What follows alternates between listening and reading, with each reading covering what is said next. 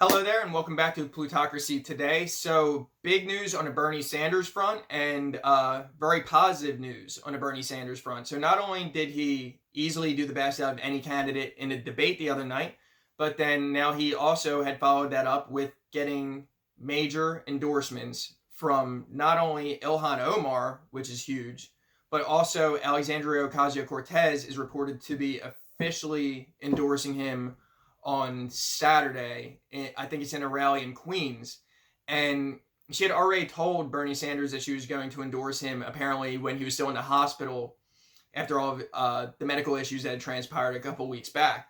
So, yeah, so that's all fantastic news. I can't really say much more about it than how fantastic it really is, because now you have the whole progressive movement that's in Washington, D.C. coalescing around Bernie Sanders, and that can do nothing but good for Bernie Sanders at the end of the day, because especially in the Democratic primary, because there are a lot of people that maybe support Elizabeth Warren but also love Alexandria Ocasio-Cortez or love Ilhan Omar, because sometimes the wires get crossed due to the way that the establishment media and the establishment sells a lot of these things.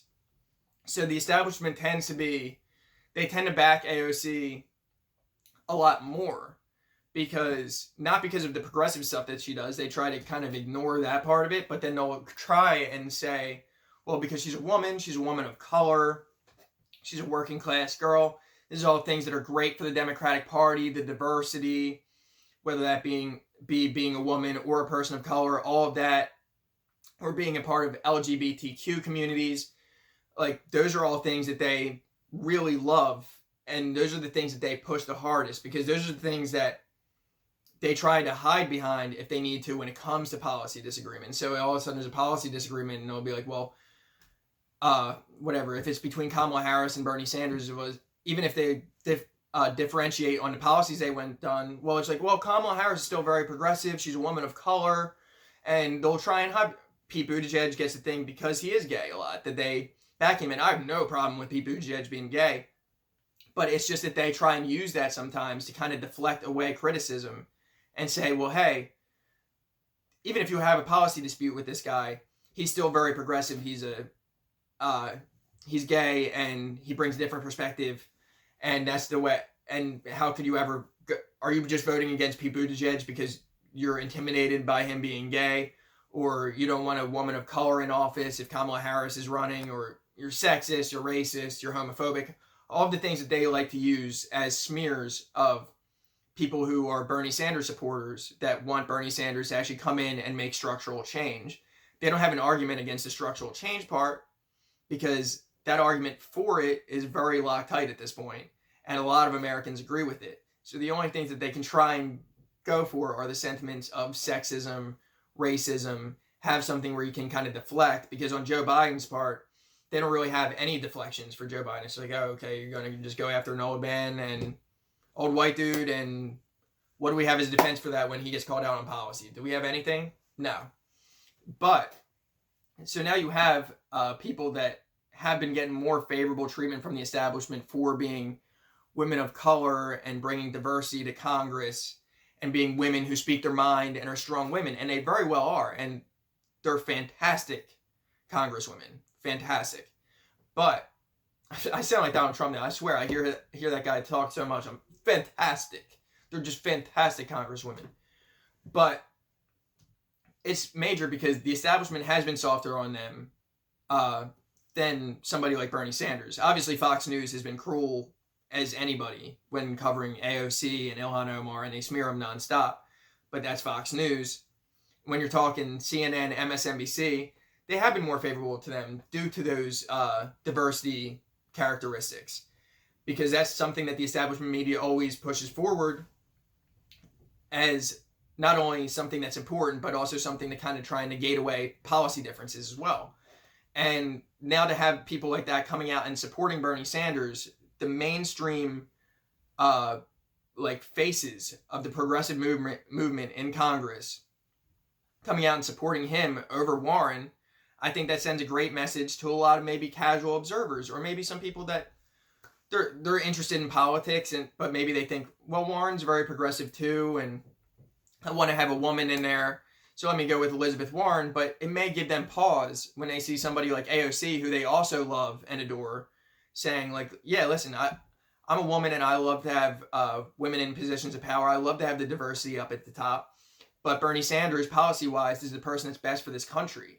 And Ilhan Omar basically going out and saying something very similar, then all of a sudden that sentiment may get to them in a way, and it may sink in that, yeah, you know what, Elizabeth Warren is a woman, but also these women that I deeply respect and care about their opinions, they're also telling me that despite anything with being a woman, that the policy issues that Bernie Sanders stands for and that he's willing to fight for are the most important thing to this country right now. And that'll carry weight with a lot of people, I tend to believe. I think there are a lot of people that will really carry some weight with. And those are heavy endorsements. I understand some endorsements, you're kind of just like, it's not really that big of a deal. It's not going to sway a lot of voters. But I think when you're talking AOC, Ilhan Omar, Rashida Tlaib, Ayanna Pressley, congresswomen like that, they're going to really actually make a little bit of a difference when it comes to, I think, polling numbers and just overall support for Bernie Sanders. So I think that's fantastic. A ton of credit for them standing up for what they believe in, because the establishment would have been all about them. They would have been fawning over them nonstop if they endorsed Elizabeth Warren. Like, could you imagine if AOC endorsed Elizabeth Warren? There would be like party streamers coming down from the ceilings at CNN. And that's really how it is. So it's a big blow to the establishment and the establishment media for AOC and Ilhan Omar to come out and support Bernie Sanders, especially on the back of Bernie Sanders having an extremely sharp and strong performance at the debates. If only CNN actually cared about policy issues and they wanted progressive policy passed, and this is fantastic. But obviously we know they're not for that at all. And yeah, I think this has been a fantastic week for Bernie Sanders, putting that health scare behind him, completely brushing that off of his shoulder. If you want to smear him for that, whatever, but everybody knows that he's fine. He looked healthy up there. He looked sharp up there. He looked even healthier than normal. And these endorsements are going to go a long way, and it's going to be a hard thing for the establishment media to try and cast a negative light. I saw John King, the guy for CNN, he was talking after the debates about some of these endorsements rolling in for Bernie Sanders. They're saying, well, maybe they're a little too far left, too urban in terms of the support for Bernie Sanders. And it's like, too urban. So now we're hearing that they're too urban, which, keep in mind, is a blatant dog whistle for saying people of color and minorities that live in the city and live in inner cities. So you're saying the dog whistle of too urban for Bernie Sanders support, that it's not going to be able to branch out from being this urban support base that he has of people of color. But then they also smear him the exact other way plenty of times on the same network, on CNN or on MSNBC, all over mainstream media, where then they go and say, well, he has all these Bernie bros, or all these people that are white, they're like more college educated white dudes that just love Bernie Sanders, and they don't really get like people of color and women and what they really want. And they try and make it seem like Bernie Sanders is just some dude, almost like the left's version of Donald Trump, which they love to try and say anyway, that, oh, it's just a bunch of white people that don't really care about people of color or don't really care about women, or all about like just their candidate. And it's not really a very diverse coalition that Bernie Sanders is building. So they go one way of it's all white and it's not a very diverse coalition. And then they go the other way of it's too urban, it's too black, or it's too colored, and it's too inner city for Bernie Sanders to maybe win. And it's just, first off, the whole thing about saying too urban is just disgusting, and it's a dog whistle. And that guy should even be ashamed of himself for even saying that on national television. But the fact that the mainstream media just goes back and forth between too urban and too white, and they're all Bernie bros, is just, they're just blatantly flip-flopping around, looking to smear him and his supporters in any way that they can to try and make it look like the optics aren't as great for Bernie Sanders as they really are at the moment. Because in reality, the optics for Bernie Sanders right now are fantastic.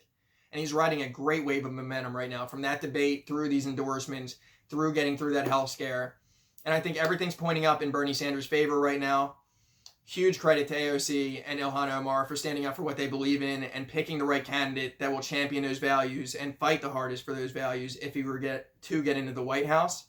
And I cannot wait to continuously watch the establishment media just run around in circles and flip-flop all over the place, flippantly and blatantly throwing out random smears to try and make the optics far worse for Bernie Sanders and everything that is positive that's going on for him and his campaign, rather than just owning up to the fact that he's doing a great job and that these endorsements are great for him and that the endorsements could be nothing but a positive going forward for Bernie Sanders.